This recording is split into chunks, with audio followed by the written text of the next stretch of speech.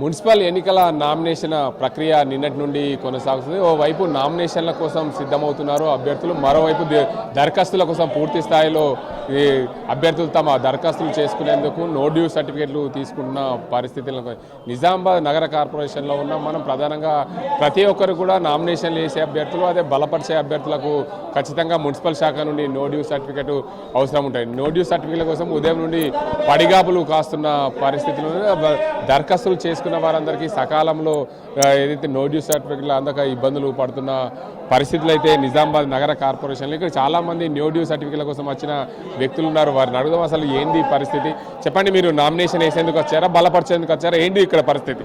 ఇక్కడ పరిస్థితి ఏంటంటే election commission, state election commission ఏదైతే ఉన్నదో షెడ్యూల్ ఇష్యూ చేసినప్పుడు, షెడ్యూల్ పెట్టినప్పుడు దానికి 2-3 రోజులు టైం ఇచ్చిన తర్వాత నామినేషన్ వేయడం పెట్టాలా. కొన్ని ఫార్మాలిటీస్ ఉంటాయి, ఇవన్నీ కంప్లీట్ చేయాలంటే చాలా కష్టమవుతుంది. రేపు లాస్ట్ డేట్ ఉన్నది కాబట్టి నో డ్యూ సర్టిఫికేట్ ప్రతి ఒక్కరికి, నగరంలో ఉన్న ప్రతి ఒక్కరికి ఒక నెల ఉంటుంది, ఒక ఇల్లు ఉంటుంది, వాటి టెక్స్ క్లియర్ చేయాలా.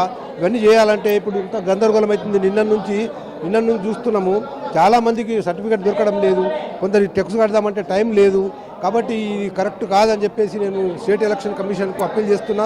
ఎందుకంటే టైం ఇవ్వాలా, టైం లేకుండా 2 రోజులే టైం ఇచ్చి 2 రోజులలో ఎట్లా చేస్తారు ఇవన్నీ.